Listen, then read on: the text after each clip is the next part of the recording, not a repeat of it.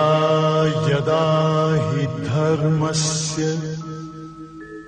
ग्लानिर्भवति भारत अभ्युत्थानम् अधर्मस्य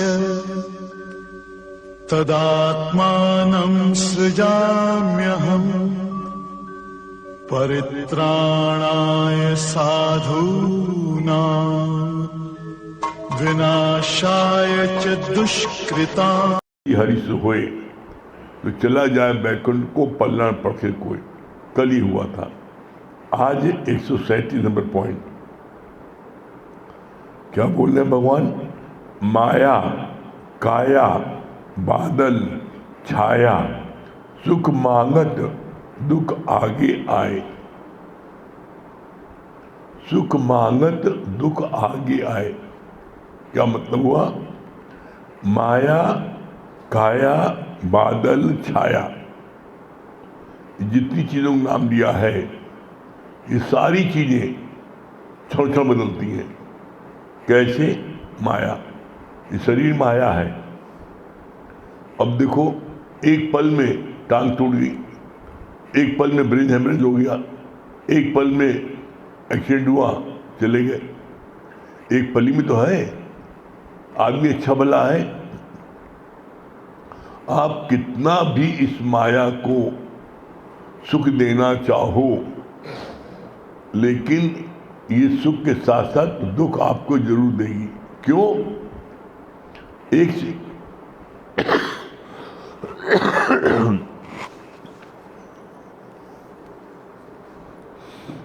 सिक्के के दो पहलू वही है। सुख दुख दोनों एक सिक्के के दो पहलू हैं। अगर सुख मिलेगा तो दुख भी कंपल्सरी है। सुख मिलेगा तो दुख भी आएगा जरूर, और दुख आएगा तो सुख भी आएगा। जैसे रोज रात होती है, रोज दिन होता है, रात होती है दिन होता है, तो बोला रात और दिन ये कंपल्सरी है। कोई सोचे कि रात ना हो, कोई सोचे दिन ना हो, कितनी भी अंधारी रात होगी उंजेला तो होगा ही। ये सोचे उंजेला नहीं होगा नहीं। कितनी भी गहरी रात हो, कभी कभी देखो आप लोगों के भी जीवन में आया होगा, लगभग सभी जीवन में आया होगा। कभी कोई अस्पताल में पड़ा होता है, आप रात भर जगते हो, रात भर तारे देख रहे हो और ऐसा लगता है रात खत्म ही नहीं हो रही है। कितनी लंबी रात है। जब कष्ट के दिन होते हैं तो रात बहुत बड़ी हो जाती है, ऐसा लगता है रात उतनी ही है, क्योंकि हम हर पल उसी सोच रहे हैं, अरे जल्दी सुबह हो, जल्दी सुबह हो। जैसे चार दोस्त थे ना, सुबह से रात को भगा रहे अंधेरे को, हे रात महारानी जाओ, सुबह हो, उंजेला हो, और सूप से फटकारे जा रहे थे। संत आया, उसने कहा भाई क्या कर रहे हो? कहा अंधेरे को भगा रहे हैं। उन्होंने एक स्विच जलाया, कल लो उंजेला हो गया। तो ज्ञान का स्विच ये गुरु के पास है। हम जब गुरु की शरण में आते हैं तो ज्ञान का प्रकाश हमको हो जाता है। तो फिर हमारे लिए ये जितनी भी चीज़ें हैं, माया काया बादल छाया। अब देखो बादल, आप देखो, आप गौर से देखो बादल को। बादल जो है आप देखिए चलता रहता है, कहीं टिकता नहीं ना। सूर्य ढकता है फिर सूर्य उदय जाता है, ढकता है कुछ देर फिर उदय हो जाता है। छाया आप देखो, अपनी देख लो। आप अभी खड़े हो, इधर गए छाया उधर चली गई, इधर गए इधर आ गई। तो जितनी चीज़ें हैं ये सारी चीज़ें पल पल में बदलती हैं, पल पल में चेंज होती हैं, और तुम इसके माध्यम से सुख चाहते हो। हमारे शरीर को सुख मिल जाए। अरे शरीर को कितना भी तुम मालिश पालिश करो, योगा करो, रोज बादाम पिस्ता खाओ, कितना भी दूध से नहाओ, लेकिन ये शरीर एक दिन बूढ़ा जरूर होगा, एक दिन ये नष्ट भी होगा।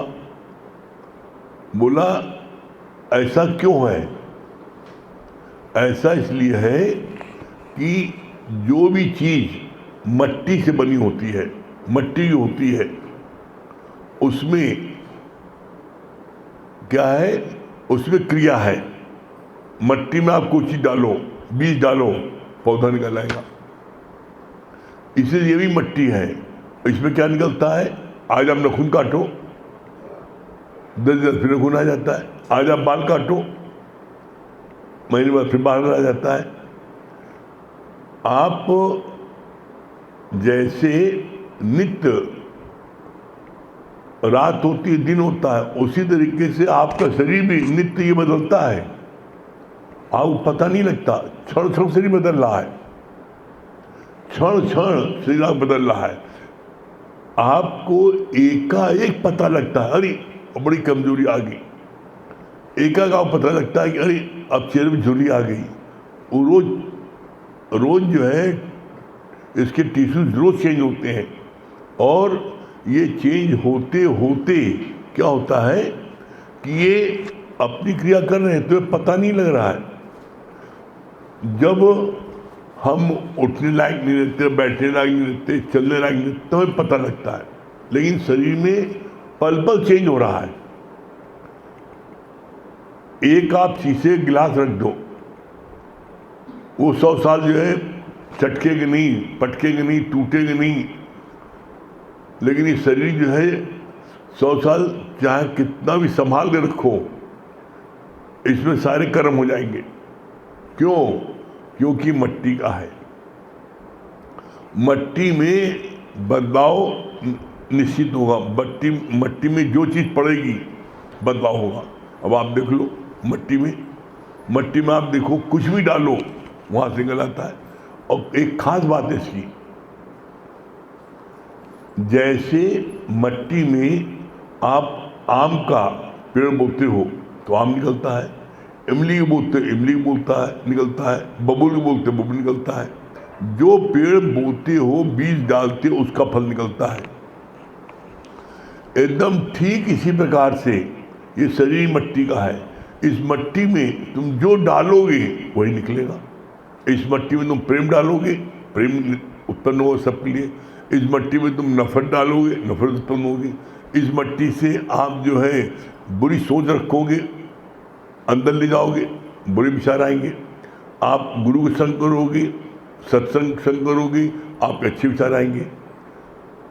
इसीलिए देखो, जानवरों के लिए नहीं आता, मनुष्य के लिए आता है।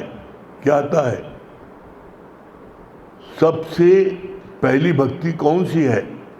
सबसे पहली भक्ति, प्रथम भक्ति संतन कर संगा। क्यों बोला है? जानवरों को नहीं बोला कि संतों संग करो, मनुष्य के लिए है प्रथम भक्ति संतन कर संगा। क्यों? क्योंकि ये शरीर मट्टी का है, और ये मट्टी जिसका संग करेगी उसका रूप हो जाएगी। ये इसकी खास बात है। आप जैसे मट्टी में जो बोते हो उसका वो फल निकलता है, जो बीज बोते हो। उसी तरीके से जो बीज इस मट्टी में डालोगे वो जो है उसमें वो फल निकलेगा। आप देख लो, हम देखते हैं, सारे प्रति दिखाई पड़ता है। जो घर के बड़े बुजुर्ग, माँ बाप, बड़े चाचा, जो भी घर के बड़े हैं, वो जो है उनका आचरण अच्छा है, बड़े प्यार से बात करते हैं, बड़े इज्जत देके बात करते हैं, सबको प्यार करते हैं। तो हम देखते हैं कि बच्चों की आदत है, वो बड़े प्यार से बात करते हैं। और जिनके देखते हैं घर में माहौल ख़राब है, गाली गलौज दे के बात करते हैं, तो उनके बच्चे भी गाली गलौज दे के बात करते हैं। उनके बच्चे भी गाली उन्हीं बात करते सीधे, वो सीधे वो बात ही नहीं करते। और इसीलिए देखो, आप कहते हो हम फलाने के पास नहीं जाएंगे, हम फलाने से नहीं बोलेंगे। क्यों नहीं बोलेंगे? अरे बड़ा बदतमीज है। उनके संस्कार शुरू से वैसे पड़े, इसलिए वैसे हो गए। जिनके संस्कार अच्छे हैं, देखो आप बच्चों में, कल भी हमने कहा था, बच्चे बंदर ग्रुप होते हैं, बहुत जल्दी नकल करते हैं। आप देखो, प्रैक्टिकल देख लेना, जिनकी गवर्नमेंट सर्विस है या जिनका ट्रांसफर जॉब है, उनके बच्चे वो जो है सारी भाषा जान जाते हैं। कलकत्ता पहुंचे बंगाली जान गए, गुजरात पहुंचे अंग्रेजी जान गए, सिंध पहुंचे सिंधी जान गए। वो सारी जो बच्चे जिनके ट्रांसफर होते पिताजी के, उनके बच्चे छोटे बच्चे हैं, आप देखो सारी भाषा जानते हैं। क्यों? क्योंकि छोटेपन में सीखने की बहुत तेज उनकी जो है प्रवृत्ति होती है। जहाँ जहाँ जाते हैं बच्चों को संग करते हैं, और जब बच्चों को संग करते हैं उनकी भाषा सीख जाते हैं फट से। तो वो क्यों सीख जाते हैं, क्यों ऐसे हो जाते हैं? एकमात्र मट्टी में खूबी है। जैसे मट्टी में खूबी है मुरादाबाद की, मुरादाबाद पश्चिम इलाके में, वहाँ खूबी है कि मट्टी में से वो जो है वहाँ के बर्तन बहुत चमचमा जाएंगे। तो मुसलमान लोग उस मट्टी को अपने वहाँ सोचा हम भी अपना चमका लें बहुत, तो वहाँ अपने चमकाना नहीं पाया, चमक पाया बर्तन मुरादाबाद का। यहाँ से मट्टी ले गए, उससे हुआ तो, लेकिन मट्टी कितनी यहाँ से कोई ले जाएगा? तो ये परमात्मा की देन है, और ये परमात्मा की देन हिंदुस्तान को सबसे बड़ी है। पूरे वर्ल्ड में ऐसे 4 मौसम नहीं है, जाड़ा गर्मी बरसात कहीं नहीं है। आप रसा चले जाओ, सिर्फ जाड़ा ही जाड़ा है। इतनी ठंड है कि वहाँ पर कोई अक्टूबर के महीने में वहाँ पर कोई जा नहीं सकता, सब बंद कर देते हैं। जितने कहीं जाड़ा ही जाड़ा, कहीं गर्मी गर्मी, कहीं एकमात्र हिंदुस्तान ऐसा कंट्री वर्ल्ड में जहाँ पर इतने मौसम है।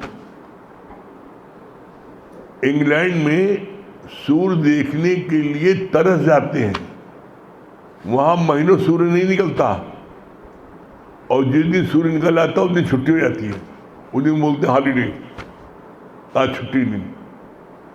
अब आप देखो, यहाँ रोज धूप लो, बारिश का मजा लो, और ये मजा देखो आप, हिंदुस्तान एक ऐसा देश है जहाँ आप हर मौसम का अपने ही कंट्री में आप आनंद ले सकते हो। कितना भी जाड़ा हो, कितना जाड़ा हो, दिसंबर जनवरी का हो, आप मद्रास चले जाओ, कलकत्ता चले जाओ, गर्मी है। कितनी भी गर्मी हो आप चले जाओ, ऊटी चले जाओ, ठंड इतनी, आप बिना सूट के नहीं रह सकते। अपने हिंदुस्तान में एक ऐसा कंट्री है जिसमें आप अपने ही कंट्री में बिना पासपोर्ट के हर मौसम का आनंद लो, कहीं ऐसा नहीं है। तो बोला, भगवान ने कहा मौज हर मौसम के लो, हर जगह के लो, लेकिन इसे फंसो नहीं, बस इसमें अटको नहीं। और लोग अटक क्या जाते हैं, लोग अटक जाते हैं, बोला नहीं, माया काया, कोई माया में अटकता है, कोई काय में अटकता है, कोई बादल में अटकता है, कोई छाया में अटकता है। सुख मांगत दुख आगे आए। हर व्यक्ति चाहता हमारे शरीर को सुख मिले, हर व्यक्ति चाहता है, लेकिन ये सुख जितना तुम ढूंढ रहे हो उसके साथ साथ दुख साथ आता है, अकेले कभी नहीं आता। जैसे सूरदास अकेले नहीं आता, सूरदास के साथ एक आदमी जरूर आएगा, उसको रास्ता नहीं, चलने का नहीं पता है। इसी तरीके से सुख मांगत दुख आगे आए। तुम सुख मांगोगे तो साथ साथ जरूर आएगा, तुम दुख मांगोगे सुख साथ साथ आएगा। इसीलिए गुरु जी बोलते हैं सुख दुख दोनों से दूर रहो, सुख दुख दोनों से दूर रहो। क्यों? इसलिए बोलते हैं सुख दुख दोनों से दूर रहो, क्योंकि ये दोनों चीजें क्षणिक हैं। ये दोनों चीजें कैसी हैं? कुछ देर के लिए है, कुछ समय के लिए। न सुख परमानेंट रहेगा और न दुख परमानेंट रहेगा। आप देख लो अपने जीवन में कितना भी कठिन से कठिन दुख आया हो, छड़े कुछ वक्त खत्म हो गया, चला गया। जिस समय वो दुख था उस समय आपको कितना भारी लग रहा था, हे भगवान ये घड़ी कब चलेगी। उस समय एक एक मिनट बिताना मुश्किल होता है। सुख की घड़ी मिनटों में बीत जाती है, लेकिन ये विडंबना है मनुष्य की, जब सुख मिलता है तो भगवान को भूल जाता है। और इसीलिए कहा गया है अगर सुख में सुमरन किया तो दुख काहे को है। अब दुख में सुमरन किया तो प्रभु काहे सुने। और लोग क्या करते हैं, दुखी में हे भगवान बचा लो। और जब शादी ब्याह गया तो भगवान दूर हो अपने पास बताना। शादी ब्याह किया, घूमने घामने जा रहे हैं जोड़े से, भगवान अभी दूर हो, अभी बंद बोलो, अभी बहुत मजा है। आप देख लो आज जब नोट गिनती हो तो भगवान बुलाते हो, एक कमरा बंद करो, अरे सांसों ना आए। हम तो देखा हमने ना, जो महाजन लोग गिनते हैं जब, तो वो जो है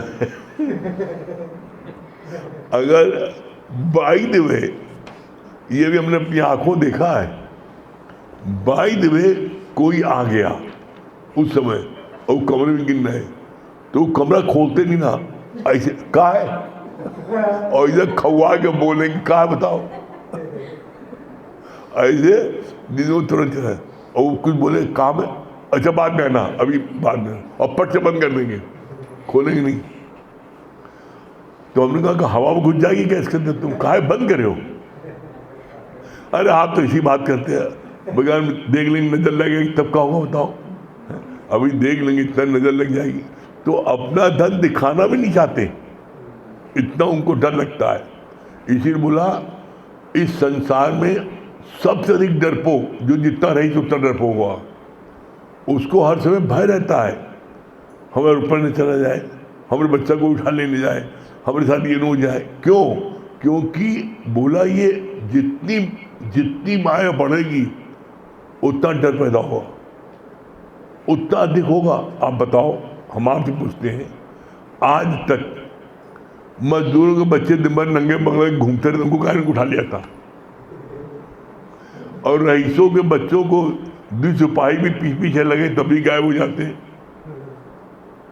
उनके बच्चों के लिए ले आते। मजदूर के बच्चे, ठेले वाले, रिक्शे वाले, टाली वाले, उनको ले जाए, वो कहते भले अच्छा ले जाओ, अभी 4 और पैदा करना है, ले जाओ। उनको चिंता नहीं करते, उनके बच्चे तो गायब नहीं होते। क्यों? बोला जो मजा फकीरी में है वो मजा अमीरी में कहाँ। तो लोग समझते हैं फकीरी मतलब समझते हैं भिकमंगा।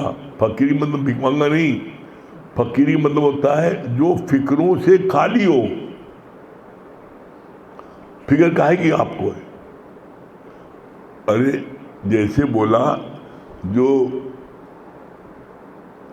कुछ नहीं पहने है, बिना वस्त्र के है, होगा कोई आदमी कहाँ ढूंढ लेगा बताओ।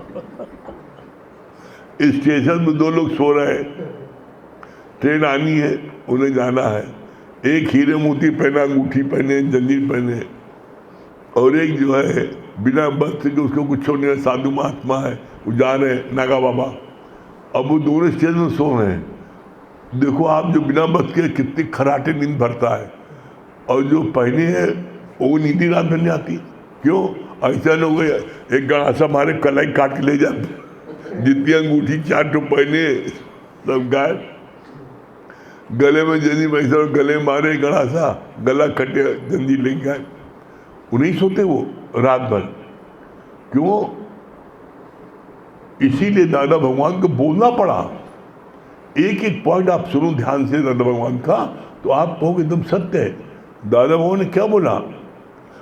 Money at the most can spoil man, not make a man. आज अब बता दो, किसी ठेले वाले का, किसी रिक्शे वाले का, किसी मजदूर का, उसका बेटा जाकर के शराब पीता है, वो 5 स्टार बैठते हैं और राजधानी करते हैं, लूटमार करते हैं। अरे जो करोड़पति होते हैं उनके लौंडे करते हैं। क्यों? क्योंकि बाप देता नहीं। अब शुरू में दुलार में प्यार में दे दिया, सब आदत बुरी हो गई। अब जब बड़े होते हैं थोड़े शक्ति होती है, देते नहीं, तो क्या करेगा आदमी। जितने लड़के पकड़े जाते हैं, आप देख लो, चेक कर लो, जितने लड़के भी इस सब चीज़ों में, चेन छीनर में, इसमें उसे पकड़े जाते हैं, देखो सब बड़े बड़े अफसरों के लड़के होते हैं, बड़े बड़े घर के लड़के होते हैं। क्यों? क्योंकि वो हाई फाई सोसाइटी को बिलोंग करते हैं। वहाँ देखते हैं कि ये चीज़ ऐसी हो रही है, उनको पैसा मिलता नहीं। वो फिर वो जो है आपके जो है घर में चोरी चमारी कर रहे हैं, नहीं पता लग रहा, चल रहा है। जब उनको नहीं मिलता, जो लड़के हॉस्टल में रहते हैं, बड़े घर के हैं, माँ बाप ने भेजा लिमिटेड अमाउंट, अब उनका खर्चा नहीं चल रहा है, शौक तो बड़े आलिशान है, पता लगता है वही सब राजधानी करते हैं, वही सब चीना चपड़ी करते हैं, सारे कर वही करते हैं। तो अब बताओ पैसे ने क्या किया? इसीलिए दादा भगवान ने कहा, money at the most can spoil man, not make man. हाँ, पैसा अथाह हो, अपार हो, जिसको ज्ञान है तो वो क्या होता है, मनी उसके सामने सर्वेंट बन के रहता है, और जिसको ज्ञान नहीं है उसके आगे मनी उसका मास्टर बन के रहता है। जब मास्टर बन जाएगा तो क्या होगा? अनर्थ होगा। घर के नौकर चलाए तुम्हें, अनर्थ हो जाएगा। नौकर तुम चलाओ, ये मन जो है तुम्हारा नौकर होना चाहिए, और मन तुम्हारा मालिक है। मन मालिक है तो सब देखो अनर्थ होता है। जो लोग भी संत की शरण में नहीं है और अपनी मनमानी करते हैं, देख लो उनका क्या हाल होता है। इसीलिए कहा गया, संत के संग निंदक भी तरे। संत का संग करने पर निंदक भी तर जाते हैं। कैसे तर जाते हैं? बड़ा अच्छा गुरु ने इसका उदाहरण दिया। बोला जैसे लोहे को अगर आप जल में, नदी में डालो तो तुरंत डूब जाएगा। लोहे की चद्दर डालो तुरंत डूब जाएगी। लेकिन वही लोहे की चद्दर नाव के नीचे लग जाती है तो वो भी तर जाती है। नाव के नीचे लोहे की चद्दर लगाई जाती है तो नाव के साथ साथ चद्दर तर जाती है। लेकिन अगर चद्दर को अकेले आप पानी में डालो तुरंत डूब जाएगी। तो बोला संत के संग निंदक भी तरे। तो इसीलिए बोला प्रथम भक्ति संतन कर संगा। तुम अटक जाते हो कि हम अपनी माया को सुख दे, काया को सुख दे। अरे ये काया तो नश्वर है भाई, इसको कहाँ सुख देने में लगे हो? ये तो एक दिन नष्ट हो जाएगी। और ये काया की विशेषता है, इस काया को जितना इसको आराम कराओगे ये उतनी काहिल होती जाएगी, उतनी ये जो है ये निकम्मी होती जाएगी और उतनी निष्क्रिय होती जाएगी। इस काया से जितना गधाई का काम लोगे, ये काया उतनी मजबूत होगी, उतनी फुर्तीली होगी, उतना अधिक काम करेगी। और इसका प्रमाण आप देख लो, सामने देख लो। आपके घर में जो बासन मारने आती हैं, जो कपड़ा धोने आती हैं, जो झाड़ू पोछा लगाने आते हैं, आप देख लो। उनके छोटी बच्ची से लेकर के और बड़ी बूढ़ी तक वो सब चीज़ बैठ करके पूरा लगाते हैं, पूरा घर साफ करते हैं। और आपके घर के साथ साथ 5-7 घर और साफ करते हैं और वो एकदम फिट है। और घर की सिटानी जो है, अगर जरा से बैठा मर गए, जरा से बैठा पाता जमीन में, बैठ ही नहीं पाती, घुटने नहीं बैठ पाता। उनके लिए हर जगह कुर्सी चाहिए। अब कुर्सी बैठ के झाड़ू लगाओगे तो बताओ, कुर्सी पर वो क्यों? जो सिठानी की दशा हुई, क्यों ऐसी तो दशा हुई? क्यों? क्योंकि उन्होंने अपनी जवानी में कोई एक्सरसाइज नहीं किया, कोई योगा नहीं किया, कोई व्यायाम नहीं किया, न जब ये बैठते तो उसका परिणाम हुआ सब उनकी जो बॉडी अकड़ गई, शरीर निष्क्रिय हो गया। उन्होंने कोई काम किया, क्योंकि मैं तो सेठानी हूँ, मेरे काम करना मेरी तौहीन के खिलाफ है। मेरे पास 6 नौकर वो काम करेंगे, नौकर तो काम कर रहे हैं लेकिन उनका शरीर बेकार हो गया। इसीलिए गुरु जी बोलते हैं जब तक ये तन चले चलाओ, किसी से काम मत लो। और हम देखते हैं जितने अच्छे परिवार हैं, अच्छे परिवार में संस्कारी परिवार है, वो घर में खुद खाना बनाते हैं। अपने घर में किसी नौकर रख सकते हैं, 10 ठो खाना बनाने के लिए रख सकते हैं, महारानी रख सकते हैं, लेकिन नहीं कहते हैं कि खाने में क्या होता है, माँ का, सिस्टर का, भाभी का प्यार होता है, तो उसका खाना बड़ा स्वादिष्ट होता है। और जो खाना आपके महाराजी बनाते हैं या महाराज जो खाना कोई एम्प्लॉय बनाता है, उस खाने में खाना बहुत अच्छा है, लेकिन उसमें प्यार नहीं है, उसमें स्वाद नहीं है। उसमें आप कभी देख लेना, घर में माँ आपको सिर्फ एक सब्जी दे दे और रोटी दे दे, आप उंगली चाटते आप बड़ा अच्छा है, लेकिन वही 4 सब्जी बना दे, कोई कुछ कर दे, आप देख लो कि अगला जो है, अगला कुछ नहीं करेगा, कोई स्वाद नहीं आएगा। और ये बात हम अपने जीवन के अनुभव कह रहे हैं। हमने तो कहा भाई हम खाना नहीं खा पाएंगे, खाना बना के जाती भी थी तो हम कहते भैया ठीक रख दो। हम जैसे बोलते हैं ना, शरीर चलाने के लिए थोड़ा डालना है, खाना 4 रोटी 1 रोटी खा के बस नहीं खाएंगे, क्यों खाती नहीं बनता है। उनके हाथ का खाना जो है वो जो है, आपको देखो उसमें वो प्यार, वो मोहब्बत, वो अप्रत नहीं रहता। और घर का कोई पानी बनाता है उसमें वो प्यार मोहब्बत रहती है। तो एक सब्जी भी है बहुत अच्छी लगती है। तो ऐसे में इस काया को स्वस्थ रखने के लिए इसको खिलाओ, जो चीज़ तुम्हारे शरीर को फायदा करती है, और इसमें अटको नहीं, इस काया में माया में अटको नहीं। इसको जितना सुख मिलना है, जितना दुख मिलना है, ये पहले से फिक्स है। तुम लाख चाहो कि हमें इसमें कोई कष्ट न मिले, ऐसा नहीं। जो तुमने कर्म किए हैं पहले, उन कर्मों के अनुसार तुमको सुख दुख दोनों मिलेगा। और जो सुख दुख मिलता है ये हमारे कर्मों के अनुसार मिलता है। आप देख लो, एक गरीब जो मजदूर जिसको बच्चे होते हैं, बच्चा आज पैदा हुआ, उसने भी कौन से कर्म किए हैं। जो बच्चा आज पैदा हुआ, एक बच्चा मजदूर के घर पैदा हुआ, रिक्शे वाले घर पैदा हुआ, और एक बच्चा राजा और मंत्री घर पैदा हुआ। अभी तो उसने कोई कर्म किए ही नहीं, ये उसके पिछले संचित कर्म का फल है। जिन्होंने अच्छे कर्म किए वो राजा को पैदा हुए, और जिन्होंने बदकर्म किए बहुत, उनको पैदा हुए। शुरू से खाने तक को लाले पड़ जाते हैं। हम सब लोग इस संसार के सबसे भाग्यशाली हैं। क्यों? हम सब लोगों का जन्म कैसा है? योग भ्रष्ट योगी का है।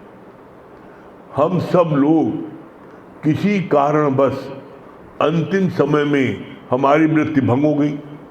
अंतिम समय में हम प्रभु के सुमरन में नहीं थे, इसलिए जन्म लेना पड़ा। लेकिन हम योग भ्रष्ट योगी थे, जिसके कारण से इस जन्म में हमारा जन्म संतों घर हुआ, और हमको सद्गुरु मिल गए। तो इसलिए अब अपने जन्म के लिए, अपने शरीर के लिए, अपने बारे में तो जरा सा भी नहीं सोचो। क्यों नहीं सोचो? जितने लोग भी इस दर पर आ गए हैं, जितने लोग आ गए, आप सब लोग अपनी मुक्ति की तो चिंता करो ही नहीं, बिल्कुल। क्यों नहीं करो? क्योंकि दादा भगवान ने प्रतिज्ञा की है, कैसा भी नीच, पापी, अधर्मी, कुकर्मी बदचलन मेरी शरण में आ जाता है मैं उसको कब्र से निकाल कर मुक्त करता हूँ, कब्र से निकाल मुक्त करता हूँ। और ऐसा हम लोगों ने अपने ही शहर में, यहाँ प्रयागराज में कम से कम 1 दर्जन लोगों को हम लोगों ने देखा है जो कब्र से निकाल कर भगवान ने मुक्त किया है। तो अपनी चिंता नहीं करो, आप सब मुक्त हो, हम सब मुक्त हैं। आपको औरों की मुक्ति के लिए कार्य करना है। और मुक्ति के लिए कार्य क्या करना है? भगवान के गुरु ज्ञान को बांटना है। और जो बांटोगे तो फिर क्या होगा? बांटने पर जो बांटने वाले को लगे मेहंदी का रंग, जो बांटने वाले को मेहंदी का रंग लगेगा, आप अपने आप लालो लाल हो जाओगे, अपने आप लालो लाल हो जाओगे। तो इसको, इस ज्ञान को बांटो, और इस ज्ञान को बांटने में जो आनंद की प्राप्त होगी वो आनंद और किसी चीज़ में नहीं मिल सकता। आनंद मिलेगा सिर्फ बांटने वाले को, जो बांटने वाले को लगे मेहंदी का रंग। तो आप इस चीज़ के लिए मन में संकल्प रखो, नहीं हमें बांटना है, निश्चित सबका उद्धार होगा। और जितना उद्धार होगा उतना आपको आनंद की प्राप्त होगी। ठीक है? दुर्गेश भैया,